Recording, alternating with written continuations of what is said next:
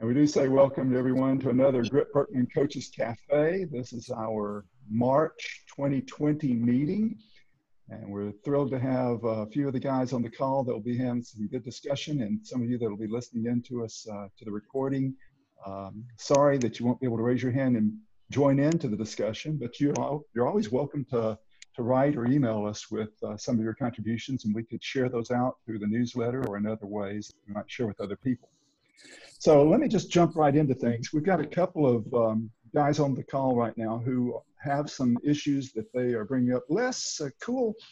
I'd like to ask you if you could recap for us again, because a couple of sessions ago, we were talking with you about when you're coaching through someone whose profile has changed. They've taken the assessment twice, and they're looking and trying to decide which of these assessments is really who they are right now. And I wonder, would you share with us, but before we went live on the recording, you were sharing with the group about one that you just did with that. I think it'd be great for us to have that shared with the larger community. Yeah, sure. The most recent one was a woman. She's kind of like a walk-in. I've known her for a while, but she'd been married for about 50 years. And the guy she'd been married to is, he's always been old. Even when he was young, he was old. He was born like a century too late. And she got married relatively young and had spent 50 years with him, and she had always been Greg's wife. And now we're about 2.5 years out from his death, and she took the GRIP-Birkman again. She had taken it about a decade ago she's part of the team that we use to assess incoming pastors. And she took it again, and she kind of looked at the two of them, and she said, one of these is wrong. And so she came in, we sat down, and we kind of walked through the two of them, and I just allowed her to talk, explain, what did this look like in her daily life, and, big picture for how she saw herself. And at the end of the day, what we realized is that her most recent GRIP-Birkman very clearly paralleled who she was in her late teens and early 20s. And her response was, I have been Greg's wife and not me for all these years. And she kind of had a smile on her face, because I think she liked who she used to be. Not that she didn't like being a pastor's wife, but now she's her. And so she went off with a little skip in her jump, and I'll be interested, because I see her fairly regularly. I'll be interested to see how this plays out long term. But she kind of felt that she had settled into what's going to be her new normal, and it looks like who she was. So that was kind of interesting. So the trauma of a death caused her to retake it, because we had talked about the trauma, but she realized that she had reset to her default, as it were, as a young person. So it's just kind of an interesting walk away from a debrief. And in this case, you felt like she was comfortable that this is really who she is, that in the past, when she had taken it before, she was perhaps answering the questions about who she is trying to be, who she's supposed to be, or whatever. But now she really is able to be comfortable with who she really is as far as the assessment is concerned. Yeah, I think, if she had kept a journal for the last, say, 65 years, she could grab the center section, tear it out, and where she left off on the day before her wedding, might even pick up with last week or something like that, because she was just a radically different person. She's quiet. She likes being in books. She likes music, but she likes listening, not playing. She's not a big crowd person, but for 50 years, she's been her husband's hands and feet, voice in the congregation, visiting the little old people. Now she sort of is one. But she had become all these things because that was her job as the pastor's wife. And you got to think about this. She's been a pastor's wife for 50 years. And 50 years ago, pastors' wives were part of the job. And she never left that, because he's always been the same person. I mean, I've known him for 30 years, and he's always been Greg. I mean, clerical robes, very stately. For him to see me in my office in jeans and a t-shirt today, he'd probably roll over in his grave if he could see that. because that's who he was, and she was that person for him, and she's more relaxed. That was some of her words. I'm more relaxed. She's more alert to stuff going on around her. She doesn't have to. She's not focused on what Greg needed. Well, one thing there, Les, that I'm thinking also, you said it'd been like 2.5 years since his death, right? Yeah. Yep. So there was plenty of time for her to begin to process her grief, to get past that initial shock stage, and to be able to really kind of think who she actually is, and as she's answering the questions from how would I say it, from a more alert perspective, I guess I would say, a more focused perspective. And so I think it's good that she waited that length of time to take the assessment again. If she had taken it too soon after that, you might not have gotten this clear picture. Yeah. So, boy, that's a great. Any of the rest of you have any comments or thoughts or questions for us about that? Well, I'm interested in kind of what her emotional response was to the reality that she'd been living this life that wasn't really hers for all that time. Yeah. Well, she didn't use the word "I felt cheated," but she danced all around that. Yeah. As if she missed all of these opportunities. And she actually told a couple of stories of different things that she could have done but didn't do because they weren't appropriate. And you know, they're not repeatable things. And so I'm sure there's some regret there, and she's going to have to deal with that. Now, the interesting thing is she's a professional counselor. So, you know, that self-talk, you know, counselors have going on. I encouraged her to find somebody who could walk with her, because that's baggage that could haunt her and maybe even create issues for her. Yeah, really good insight. So, but I wasn't willing or wanting or even thought it was appropriate for me to be the person to walk with her through that journey. Right. Yeah. Hey, Les Van Bernard, I think you may have some mic noise that's coming through. Maybe it's moving around or something. I'll just mute when I'm not. Okay, great. Thank you. Yeah, but your comments there are right on. So she now feels that she is who she is. She's comfortable with who she is. How's that going to change her ministry, for example, as she starts to look at even how she's exercising her gifts? Well, the one thing she's already started is small groups for women. You know, she's now available. She's not on call for her husband and what he needed her to do.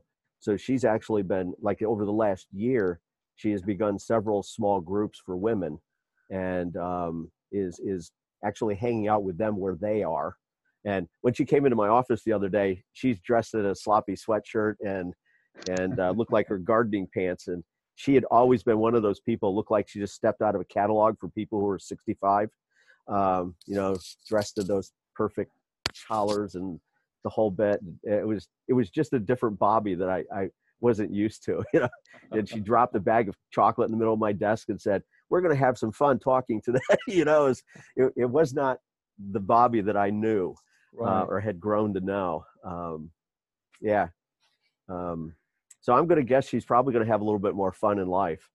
So that is one key question I think I would always ask someone when they do have a change in profile. Okay, if this is who you are, and you realize that the other profile was not a clear picture of who you are, this is a clear picture of who you are, is there anything that you need to change in terms of your ministry?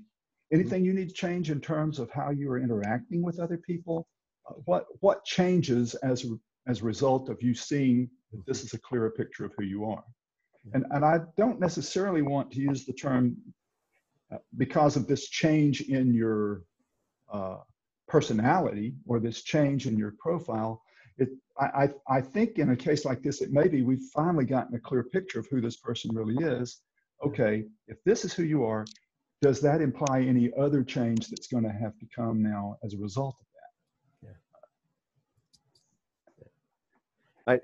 I you know, as I thinking about it afterward and having the two almost back to back, I wonder if we could have been part of her debrief when she took the first one.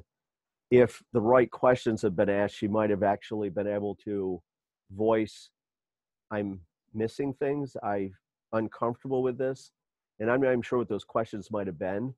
But that she was able to look back and say, I was truly his wife, and now I'm me.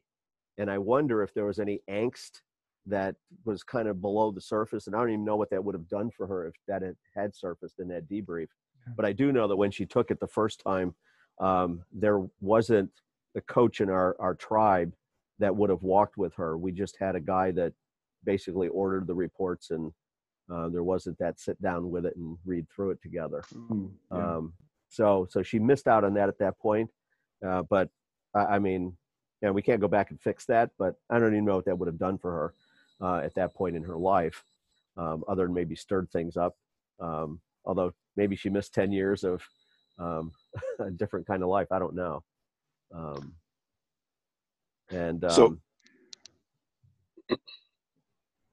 So one observation and then one question. I think the observation would be, I think it's cool to sit here and listen to how the use of the Birkman actually gave a pathway for the realization and the acknowledgement of all of that. I think that's really cool. I think the question would be, did she also redo her GRIP? And if she did, what was the variability with the GRIP also if she had been predominantly living a life that was kind of in service of somebody else as opposed to her own? And what insights did you see there if you had done that? Yeah, we didn't spend a lot of time there, and there wasn't significant change in that. Okay. I mean, the top 6 gifts were, I think 5 of the top 6 were repeated. And she was aware that over the course of her life, different gifts had surfaced or gone down based on what she was doing. And my guess is probably she was doing stuff outside of her gifting. You know, I do know, and we talked briefly about, but I couldn't remember all the instances, but there were periods of her time where she was depressed, where she was weary, and she kind of wrote it off, you know, she was thinking about it, just as, well, those are seasons of life. And I was wondering, and there's no way to know because you can't piece together stuff from 35 years ago, 25 years ago with precision. I was wondering maybe if that was just the ill effect of serving for extended period of time outside of her gifting. But again, it's just a guess on my part. You know, I've been a pastor for 30 years. I know what my wife has done. Now, I've been very careful to protect her, and I'm pretty sure Greg didn't. Just how I know him, he probably was just doing what he needed to do to survive pastoral ministry. We have much stronger and healthier support networks and systems in place today for somebody like me versus him. So yeah, I really don't have a solid answer for that, Les. Hey, Neil, you had a comment, and this may transition us, segue us to the issue that you were bringing up too, about how this prompts you. Yeah. Yeah. Well, yeah. So recently, I have done the GRIP-Birkman with my own kids. They're in their 20s. One of them in her late teens, and because they're trying to make career decisions, and it's fascinating to actually to look at this question at this point in that woman's life, because this information, it can be very important for them as they're making career decisions. Yes. And if I apply that to some of the younger leaders whom I'm working with, one of them in particular, late 20s, early 30s, they're making just a major ministry decision here in the next couple of months. And for them, to have the GRIP-Birkman information as another piece of the discernment tool before they make that major life decision can be really important to them. And I'm right in the midst of listening to God with them and using the GRIP-Birkman information and all of the years we've spent together developing ministry to help them make some pretty significant choices for their future. Good. So I guess one of my questions would be how could we introduce these profiles much earlier in either a young leader's career or even before they enter into their ministry occupations as a way to help them to let's say make the most of those early years. Yeah. My question to go with that, Neil, would be how young can we use the GB and get a legitimate report on that? With the idea that, especially the male brain is not fully formed until mid-20s, how young can we go? Yeah, that's true that it isn't fully formed perhaps till 25, 26 years old, they're saying now, but the personality is pretty solidly established. I don't like to use it with anybody under 18 unless there are just some extenuating circumstances of why to do that. I just did it with a young man who's 17, and he's a mature young man. He wanted to do it because I'm doing some career coaching with him. He's thinking in terms of what should he major in college. He's very focused on he does not want to waste 4 years and then follow the national trend of graduating with a 4-year degree and then not going into that field to work. So he wants to choose carefully, and he's very self-aware. I already knew that by knowing him, so I felt really good about him doing the assessment. At the same time, someone that young, when they're answering all of those most people questions, they still have a little bit of an idealized view of the world, and they many times still think that people see things the way they do. It's like, well, doesn't everybody see this? And they're not yet fully aware of the fact that no, other people actually do have another point of view, and that is also valid. Taking that, I don't want them to take a profile at 17 or 18 years old and then when they're 30 say, well, this is who I am.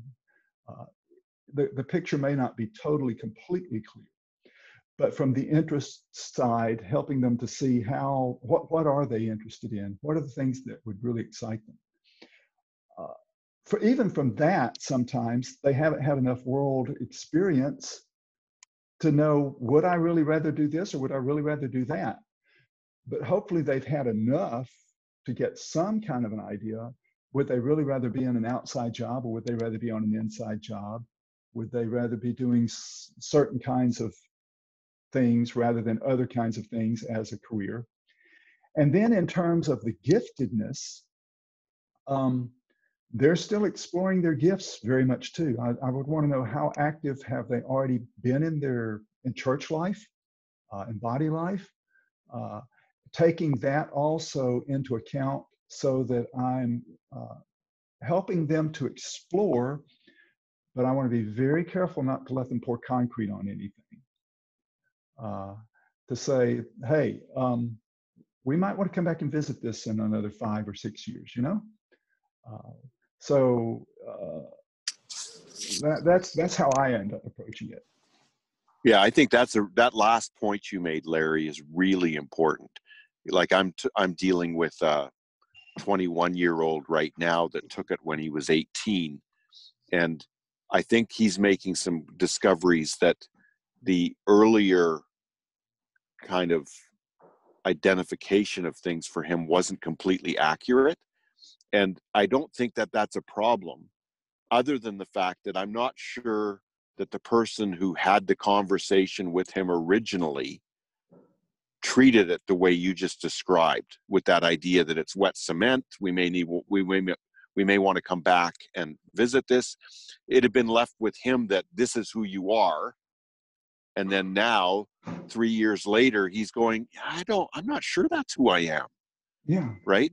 And so I think it's the posture of the coach and creating that sense of, hey, this is discovery. This is an event in a process, and we may want to come back and revisit this as you're learning more, being exposed to more, discovering more. And I would want to do it that way with a younger person for sure. Yeah. Go on, my other brother, Les. Yeah, I just put in the chat box. I had mentioned this to you the other day when you and I were alone. I've been using these 4 contrasts to begin a conversation about personality. And I've had 4 people now take the Birkman because of our conversation about these 4 things. You know, the introvert, the extrovert, people-focused, task-focused. You're thinking the map. You know, high energy, low energy, crowd versus space, you know. These 4 things seem to be what most people are concerned about when they're thinking, what am I going to do for the long haul?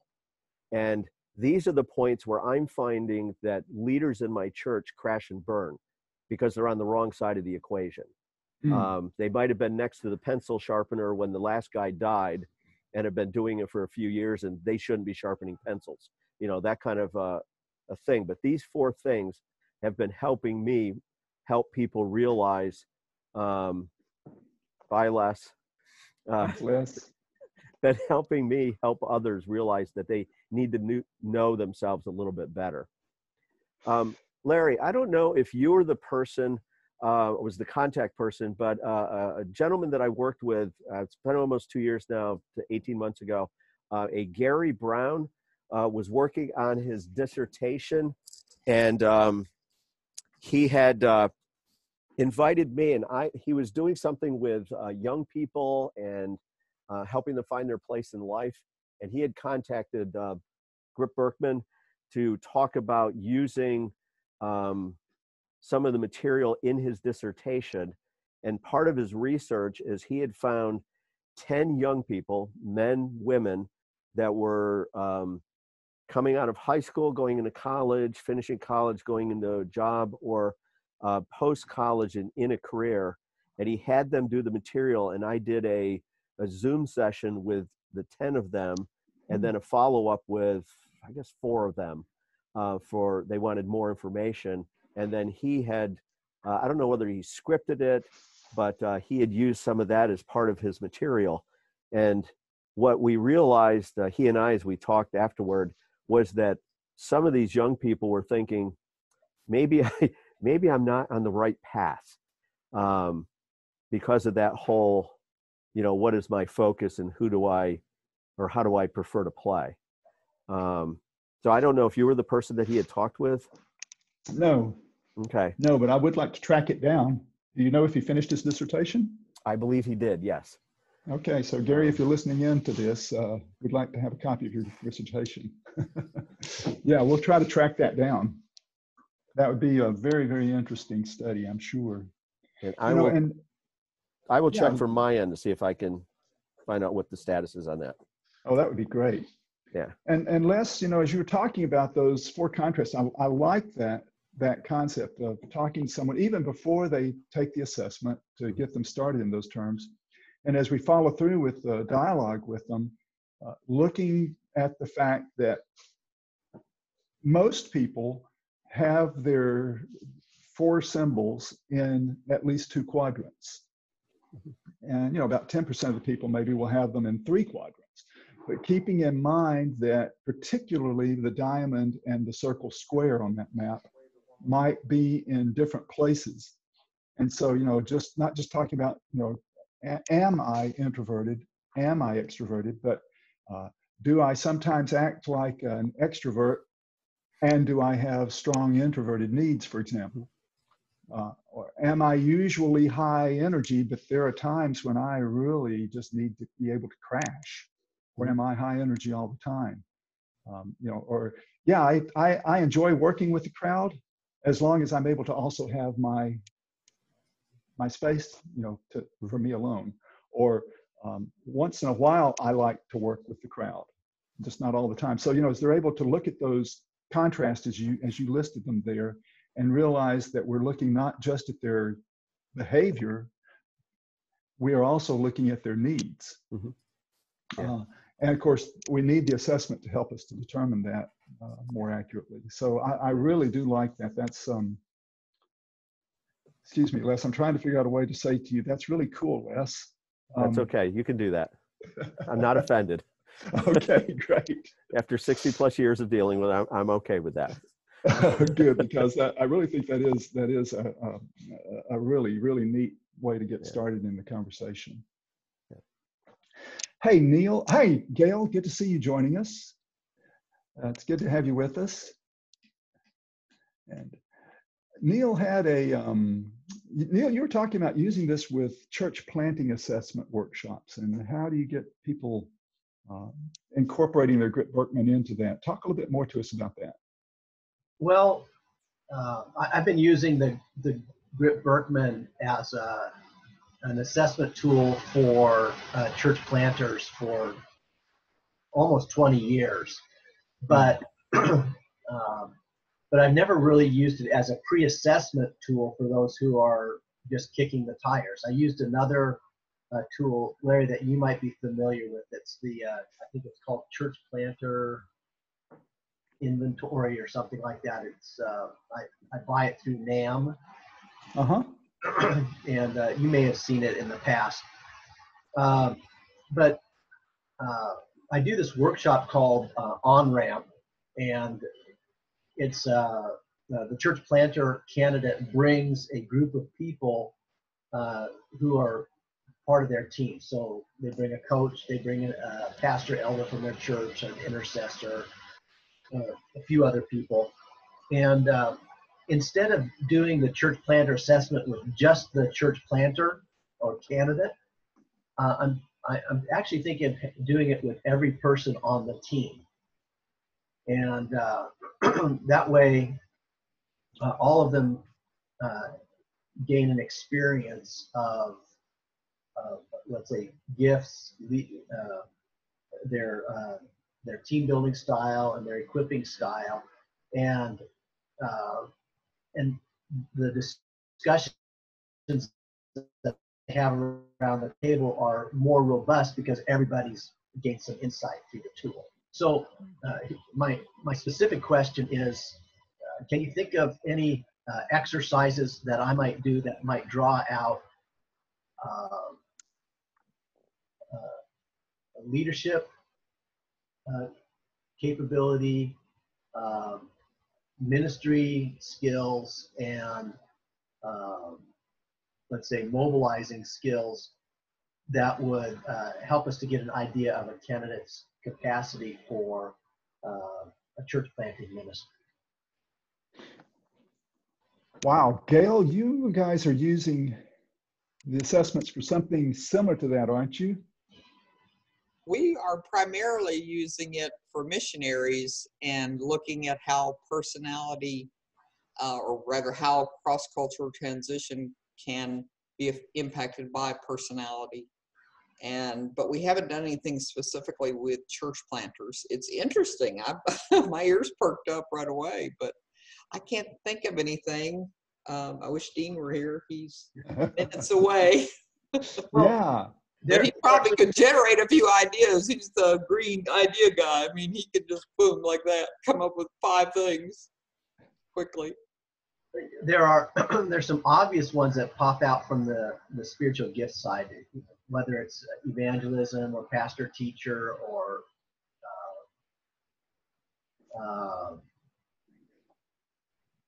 possibly administration. So those pop out right away as the kind of giftings that we're looking for in a church planter: leadership, visionizing capacity, that sort of thing. But in particular, what I'm asking about are, can you think of like a kind of discussion that we might have around our tables that would bring out actual examples of a potential church planter having used those gifts in the context of their ministry. So, Yeah. talking about their gifts, talking about their team building style, that sort of thing. One of the things I would ask, Neil, is do you already have a profile of what you're looking for in a church planter? What are the strengths that you feel are most important for a church planter? Well, as a matter of fact, Larry, yes, we do. So right off the bat, is you're using that as kind of your your benchmark? Yeah. So with on-ramp, what we focus on are the top 5, what we call knockout factors. Uh-huh. So they're the kind of the go no go parameters, and in assessment centers we'll use anywhere from 13 to 17 benchmarks. But with our one-day assessment, we can really only focus on those 5, and I figure they're the most important anyway, because if they're not up to speed in one of those 5, and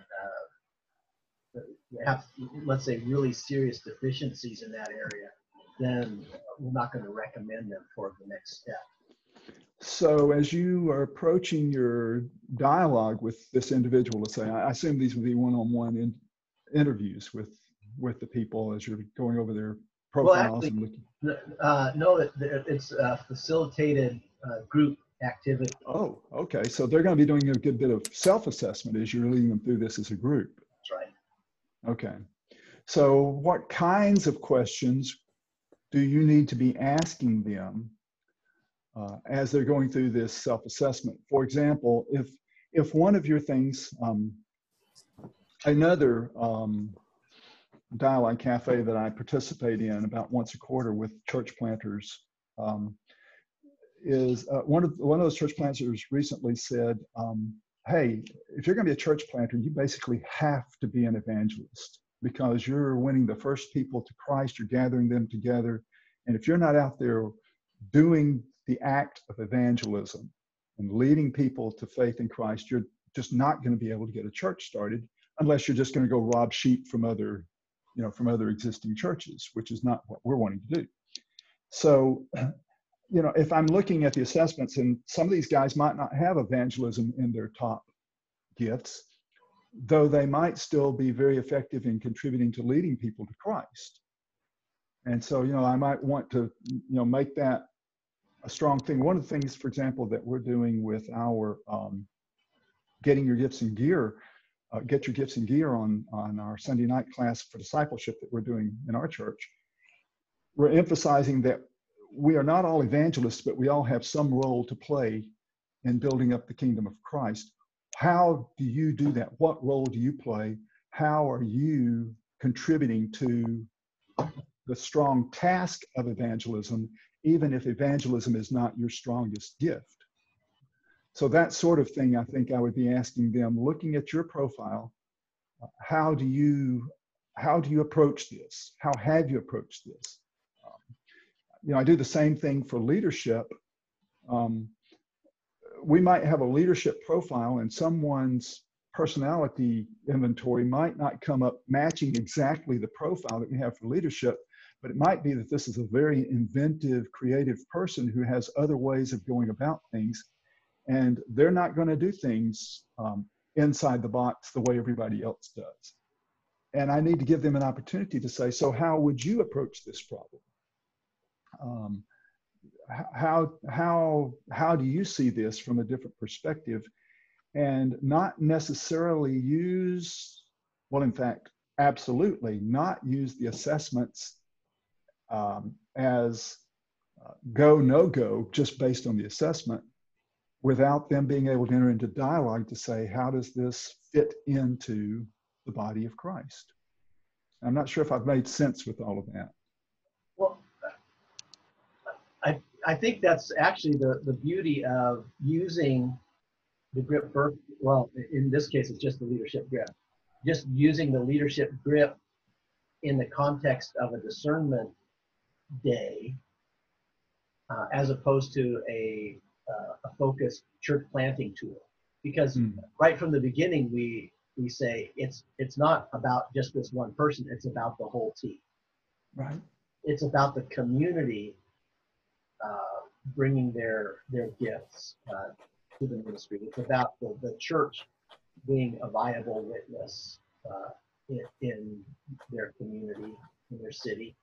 And what gifts do they collectively bring, not just on one person. Yeah, and you are talking about people working in team setting, right? Oh, absolutely. Yeah. So yeah. So are they already? But you're when you're in these assessments, this workshop, do you have them there as teams, or are they just as individuals about to be forming their teams? We ask them to bring people who would likely be a part of their team in the future. Okay. So they can start to see together how those gifts might be working toward this. Including their spouse, if they happen to be married. Oh yeah, yeah. I would think it'd be very important to have the spouse there. Yeah. And also to make sure that the spouse really is able to be herself, and that for the next 50 years, she's not just going to be Greg's wife. Yeah. Well, when I'm working with the spouses, the one I'm interviewing, I want the other one slightly behind them and off to one side. And I watch them when the other one's answering. Seriously. Good idea. I had a question, Neil, about are these individuals, do you kind of poke at them on the front end to make sure they understand spiritual gifts and how they function? No.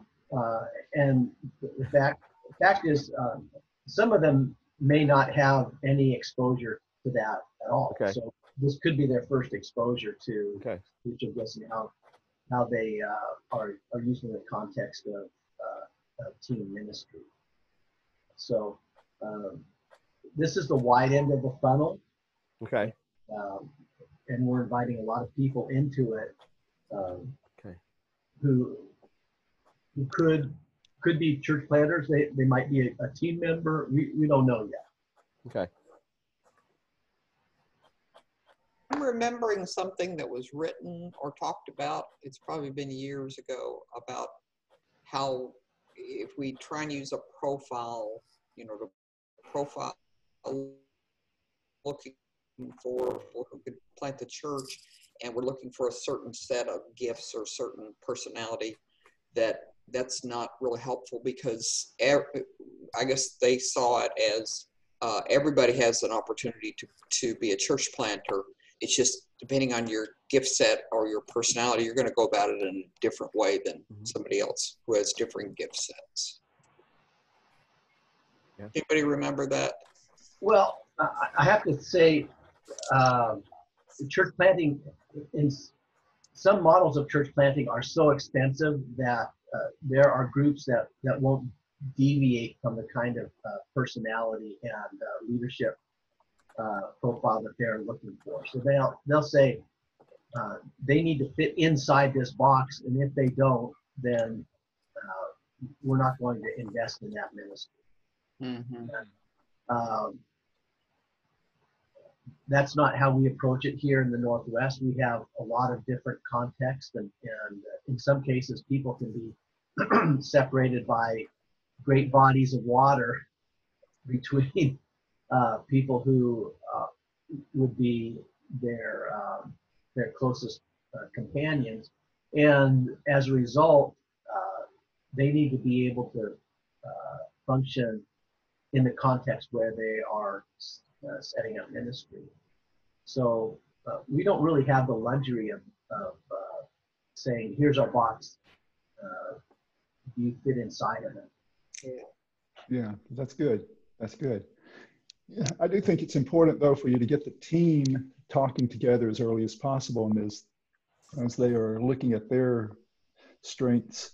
Yeah, Gail, coming back to what you were saying there, I continually try to emphasize to teams, let's look at who God has brought to the table. Let's not focus on who he has not brought to the table. Yeah. Or who we wish we had, or who we are looking for to make this team complete. Let's see who God has brought together and how he wants to use this particular combination, this particular mix of people with the gifts that we have, with who we are in the body of Christ and with our different personalities. And then it may be that God is saying to us, you still need someone else to join you. Let's be very careful not to be too specific in terms of what that person has to look like that God's going to bring to us. Yeah. And, you know, we have the problem with job descriptions that are written with one particular person in mind. And, you know, to find someone who absolutely fits that expectation, well, we might or we might not. And so we have to be considering how flexible are we willing to be with that. And then when God does bring that prospective person in, let's be very careful to explore everything with them about how they might perhaps approach this differently. And are we willing to get outside that box? And it might be that we're so locked into something like Neil was describing, you know, where we just say we can't get outside the box here. Then again, it might be that, you know, we're willing to think some new thoughts and some really, really creative things can happen here if we're willing to take the risk. So one of my thoughts, Larry, based on what you just said, is you said get the team talking together. I was thinking one possibility is to provide them with let's say a case study. You know, this is a situation that you might face as a church planter. The people around your table are your team. How do you involve them in ministry? You know, what's your approach to delegating ministry? What's your approach to casting vision? What's your approach to, let's say, making assignments that add momentum to your church plan? And then after discussion about gifts and after a case study, then the church planting candidate could get feedback from those who are around the table who experience their leadership and their facilitation. Yeah, you know, if I were going to plant a new church, the very first thing I would do would be to try and find out as much as I could about the community where we are wanting to plant the church. What do they see as the greatest needs in their community? And then how can we start from their perceived needs to perhaps address something that they would see us as being of value to the community? And we're not just putting up a sign and saying, everybody come to church and then you'll feel better about yourself and about life. We're saying, you know, we are meeting real needs of real people in the real world, just as Jesus did. He asked people often, what do you want? What do you need? And he addressed those needs very directly. So, you know, I might, in that case study, would say, here is what this community looks like based on this kind of feedback about this community. How would you and your team begin your ministry? How would you launch your church planting ministry in this particular community? Mm-hmm. Yeah, I like that idea, Neil, of the case study. For our pastoral assessment center, over a decade ago, they had asked me to create a problem for the team. All the planters or the pastors and their wives have become part of a team. And so I created a town, I created a church, I created a problem, and now I rotate. I have 3 scenarios, but every third year they get back to one. But I have them use the existing church to plant a church. I have them re-energize a church or to restart the church. And the piece that overlaps what you're talking about is I have them use themselves exactly as they are and figure out how to build their team around that. So if you're a school teacher at this point, that's what you still are. If you're a janitor, that's what you are. And so we use who they are in real life and they've already been through their GRIP-Birkman and a couple of other tools. and they spend the whole day. Now, you're not looking at a whole day to do this project, but they talk that through, and we watch them, and we listen to them and figure out, you know, who is capable of developing a team out of this group, who has a natural or a trained inclination toward getting people to make the best of themselves. So I think that's paralleling what you're talking about, Neil. So I like that idea. I also, for our purposes, it's really important for us to get a read on like how real people would engage in an actual ministry, not a fictional group of people. We really want to read on how they actually would deploy real people in a you know, a fictional but a real scenario. Mm-hmm. Yep. Yeah. I really like that idea. Yep. Okay. I hope this has Let been us know helpful. how it goes. Yeah, Yeah. please do. Yeah. Please do. Yeah, we'll listen out for the report. It's at the end of April, so I still have a month to think about it. Maybe I'll come back to the next cafe and tell you what we're dreaming up. Well, folks, we are coming to the top of the hour again. These discussions are always invigorating to me, and I get lots of ideas from you guys, and that I'm able to pass on to some other people too as we're interacting with them and in our own ministry. This is really, really helpful. Before we sign off, I would like to come back to one thing that I mentioned to a couple of you right before we started the recording, and that is a lot of people right now are talking about this coronavirus crisis that we are facing. And one of the questions that we are beginning to ask is, so how should the church respond in the face of this or any other crisis? And so I would like to just throw out the challenge that as we are looking at how the church should respond, once again, we should look and say, what has God brought together here? And with the gifts that we have in our church, how can we mobilize those gifts to make a difference in our community and in the world? Are there ways that we can coach people to do that? And then as we are doing that, also, we do, I think, have some role to play in helping to calm people's fears. And I am discovering that in some of my own coaching right now, I am addressing people who are facing the fear. They have some kinds of fears of coronavirus, and it's hard to get that off the front burner and get the other things that we want to talk about getting mobilized for ministry on the front burner. And so I need to help them address that in some way, maybe by just asking questions that might include, you know, let's identify what is your fear, you know, and let's talk about, are you allowing this fear to control you, to keep you from being able to be effective in ministry as you want to be? And if that is the case, to what degree are you allowing this fear to control you? And what do you need to do to break that control? Because if you're allowing your fear to have control over you, then that's going to keep you from being the effective person in ministry that God wants you to be. So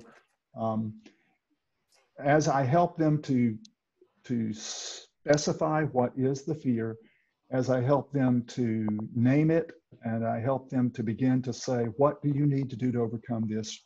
Relying heavily on Scripture, asking them to recall Scriptures that they can bring to memory that have been helpful in this, get our concordance out if we need to, and do searches for other Scriptures that would be meaningful to them at this time, that would be helpful to them. Keeping in mind 1 John 4:18, that perfect love casts out all fear. And in love, there is no fear.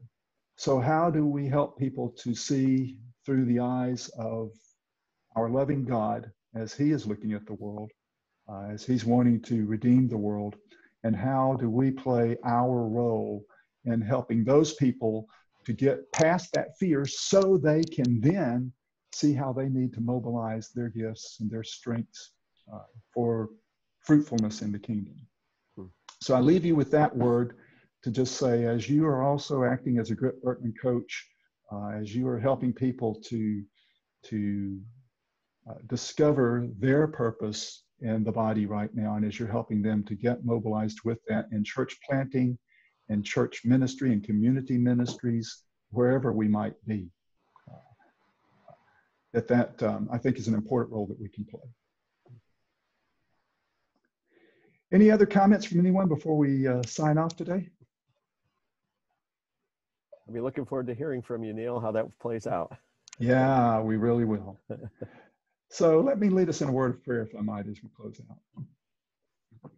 Lord, thank you for this opportunity that we have to share together for dialogue. Thank you for the contributions of every one of my brothers and sisters that have participated today.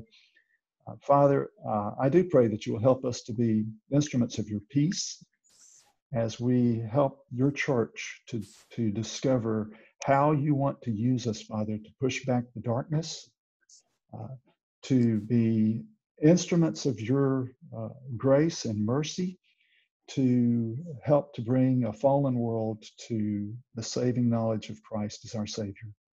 And so, Father, as you help each one of us to play our role in mobilizing the church as they get their gifts and gear and as they move forward from thinking about I to thinking about we to becoming parts of groups of we and this great movement that we call Christianity. Father, help us to just be who you want us to be in you so that you can do everything you want to do through us for your own glory. In Jesus' name, amen. Thank you. Thank you so much, folks. We'll see you next month. Guys. Bye-bye.